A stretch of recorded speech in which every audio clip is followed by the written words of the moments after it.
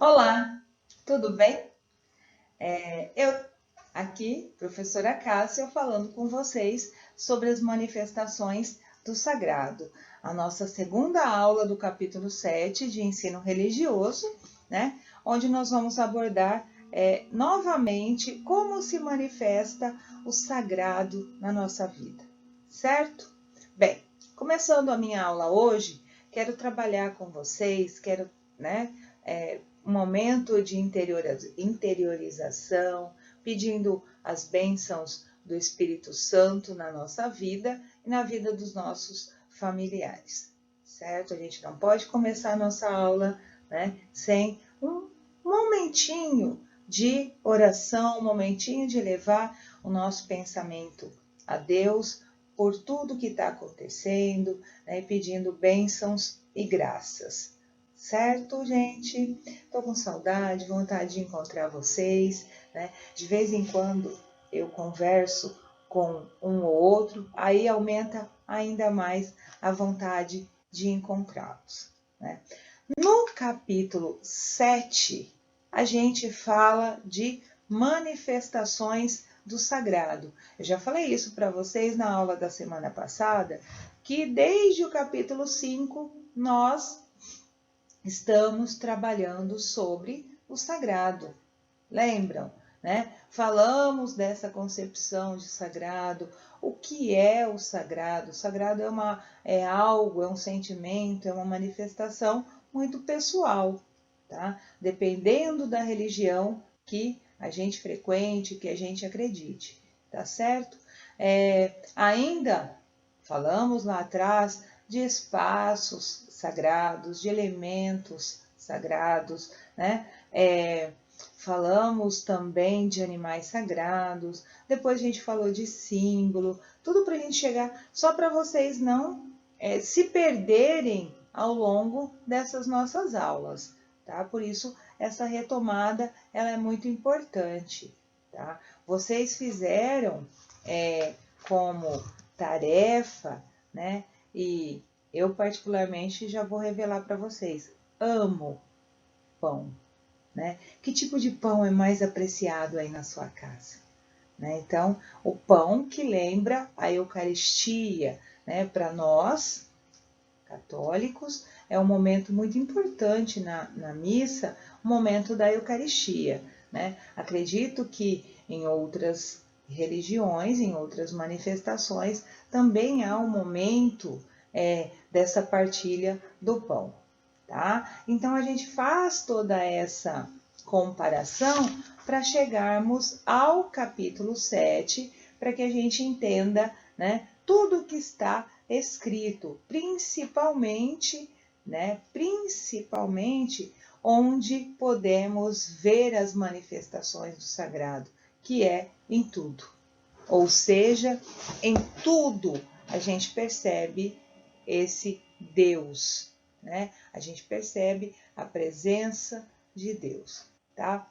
E eu comecei a nossa aula falando desse fenômeno, tá? O Mircea Eliade, ele está presente em vários textos dos nossos livros de ensino religioso, tanto de sexto, de sétimo e oitavo, tá? Então ele sempre tem textos presentes, é um teólogo, um filósofo, né? E sempre mostra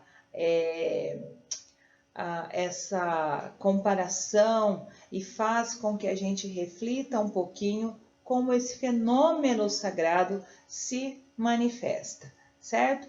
Não é a relação entre os elementos não racionais ou racional da religião que nos interessa, né? O que nos interessa é a totalidade, é Deus, certo? É aquilo que as religiões nos ensinam, né? Esse momento que nos traz a solidariedade, né? Que nos traz a empatia, de nos colocarmos no lugar do outro, né? Isso muito associado ao que Jesus nos ensinou, tá? A gente vê também durante todos os ensinamentos de Dom Bosco, né? Esse colocar-se no lugar do outro, ajudar a ver Deus em tudo, né? Então, a gente consegue perceber sempre isso. Lembrem-se sempre, principalmente sexto, C e D, que nós começamos o nosso ano letivo, lembram? Com um lema para nossas aulas de ensino religioso, bons cristãos e honestos cidadãos. É importante a gente, né, ver agora esses bons cristãos, honestos cidadãos, tá bom? Bem, lembrando, a gente já falou isso, em tudo transborda o amor de Deus, em tudo, né? Então a gente consegue perceber, a gente consegue ver tudo isso, né? Tudo existe, tudo que existe mostra essa imensidão do amor de Deus, tá? Fizemos uma atividade muito lá atrás, né?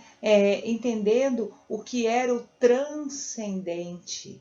Porque às vezes eu falo aqui o transcendente e vocês não se lembram, mas o transcendente liga, tá, a Deus, a espiritualidade, né? Aquele sentimento que nós temos ao ser superior, ao Criador, tá?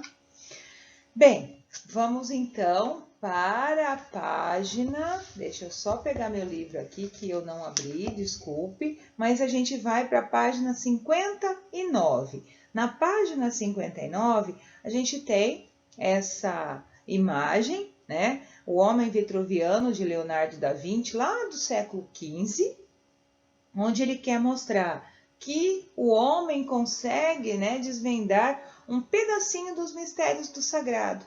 O próprio homem, a própria criatura, né? Porque se nós lembrarmos no texto bíblico, lá de Gênesis, Deus criou o homem à sua imagem e semelhança. Então a gente consegue, por isso, o homem na sua totalidade, né? Por isso o homem vitruviano, tá bom? Então, fazendo essa menção, tá? Do que a gente, me perdoem, gente, do que é esse ser transcendente, tá? E vai construindo as relações. Ainda na página 59, né? Ele vai falar da beleza, da perfeição. Está lá no Pense a Respeito, né? Você deve estar pensando, mas o que é belo? É divino? Como que fica o que está fora dos padrões de proporção de beleza? Isso é uma discussão que a gente levaria aí tempo, né? Para saber o que é belo, o que eu acho que é bonito, o que não é bonito e assim por diante. Mas, na verdade, não é essa preocupação que o livro traz agora. Olha lá, a gente tem ali a perfeição não está somente na beleza aparente. Não é, né, o físico, certo? Há uma beleza do ser sensível, não só aos olhos, mas também ao coração. Muito, muito lembrado do Pequeno Príncipe, né? O essencial, a beleza se vê, né, com o coração. O essencial é invisível aos olhos, tá? Para a gente poder conseguir entender o que a autora do livro quis mostrar a partir de agora. Que reflexão que tem, né? O divino, o transcendente, com a aula da semana passada, falando, buscando, né, das nossas pequenas atitudes. Lembram? Vocês fizeram a pesquisa, não fizeram? De ver ali quais são as minhas atitudes para um mundo melhor. O que eu posso contribuir para um mundo melhor, né? Então, acredito que isso esteja tudo costurado, tudo relacionado de uma aula para outra, né? A gente não pode esquecer disso, tá? E o texto bíblico ainda falando dessa perfeição, vinde a mim todos os que estáis cansados e oprimidos, e eu vos aliviarei. Tomai sobre vós o seu jugo e aprendei de mim, eu sou manso e humilde de coração. o ensinamento de Jesus para a nossa pergunta do que é belo, né? Para a nossa pergunta ali dos padrões de beleza, tá? Então, manso e humilde de coração, aquilo que é interno, o interior, né? E temos na página 160 dois textos muito, mas muito reflexivos, né? Nós poderíamos passar uma aula presencial conversando sobre esses dois textos. Por quê? Né? Os leprosos eram excluídos da sociedade na época de Jesus, tá? E aí, né? E descendo ele do monte, seguiu uma grande multidão. Eis que veio um leproso e adorou, dizendo: Senhor, se quiseres, torna-me limpo. E Jesus, estendendo a mão, tocou. Quero ser limpo. Quero, fique limpo. E logo tudo foi desaparecendo. A purificação. Ou seja, a fé. Lembra da manifestação do sagrado? O que é a manifestação do sagrado? A gente não consegue medir. Nós não temos um termômetro, uma fita métrica, né, para medir. Assim como os números. Talvez seja isso que aparecem aqui os números pi, a infinidade.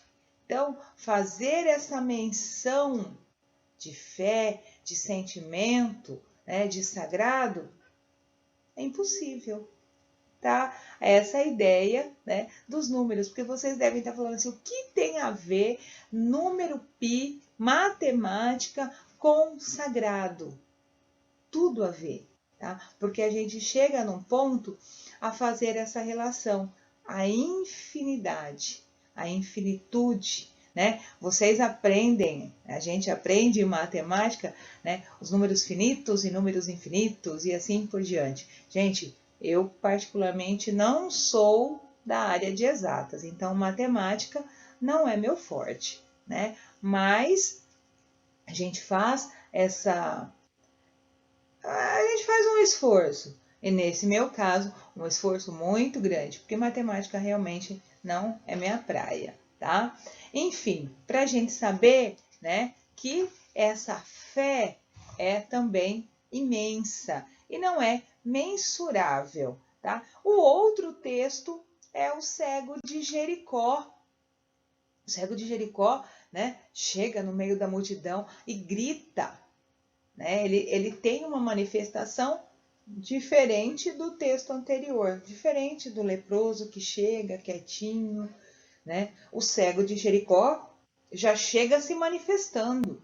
E Jesus meio que você quer que eu faça? O que depende de mim? Aí o cego vai dizer o quê? Eu quero enxergar, eu quero ver. Né? Olha lá, filho de Davi, tenha misericórdia de mim. Provavelmente ele fez um barulho para chamar a atenção de Jesus, né? Porque olha lá, ele estava descendo, né? Jesus descendo ali junto com os discípulos, tá? Provavelmente ele estaria indo a Jerusalém, que era uma prática, era de costume, e ele não percebe, né? O Bartimeu. Tá? Bartimeu era cego de nascença, de acordo com o texto bíblico. E aí, então, Jesus vai dizer o quê? Tua fé te salvou.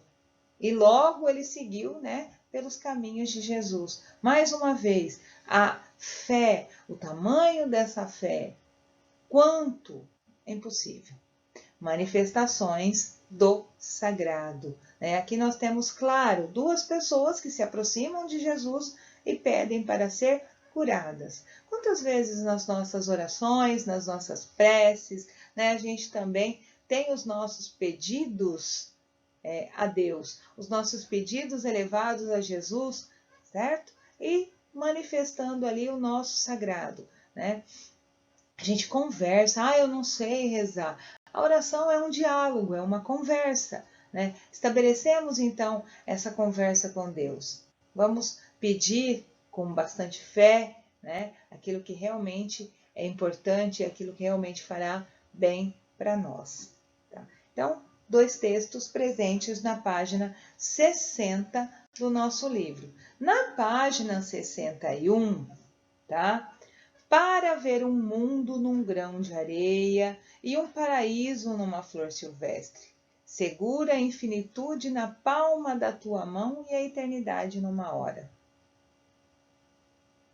Olha, a infinitude na palma da tua mão e o infinito e a eternidade numa hora. É um poema, tá? Vocês têm ali uma poesia de William Blake, e essa poesia ela pede para ser transformada aí numa obra de arte, num desenho para vocês, tá? E o comando da atividade, que é a tarefa de vocês dessa semana, é que vocês façam um desenho. Aqui ele vai pedir o seguinte, gente, agora é muito importante. Preste bastante atenção. Ele pede que você, a partir das referências, a partir do que foi discutido, a partir do que foi falado sobre manifestações do sagrado, que você faça um cartaz virtual. Professora, não sei fazer um cartaz virtual. Por isso, não precisa ser um cartaz virtual. Faça um desenho bem bonito, do teu jeito, como você sabe fazer, no seu caderno de ensino religioso, tá?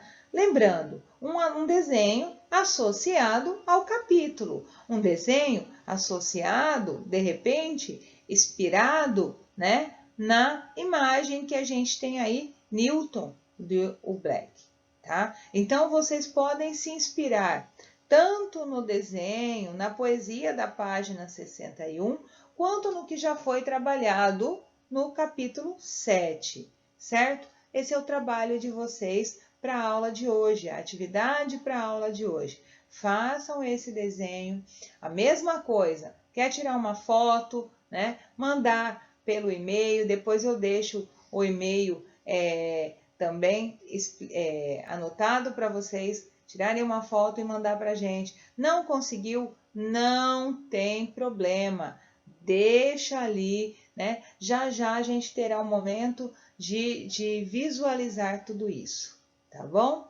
Então, cenas já, né? Já adiantando as nossas próximas aulas, tá certo? E aí, nós vamos falar bastante sobre o que já foi trabalhado, a gente retoma, né? Tira dúvida. Qualquer dúvida, manda recadinho, manda mensagem, tanto eu quanto a professora Carla vamos responder para vocês. Gente, tudo de bom, um bom dia, né? Um bom final de semana, boas aulas e, por favor, qualquer dúvida, pergunte, não tenha medo de fazer as perguntas, tá? Assim que a gente vai vendo, a gente vai respondendo. Às vezes já vou dizer, vou adiantar. Eu demoro um pouquinho, mas eu respondo, tá? Demora um pouquinho assim, no mesmo dia eu vou responder, mas às vezes eu estou dando aula e aí eu não consigo responder na hora que vocês mandam, tá certo? Mas pode perguntar, pode mandar sempre.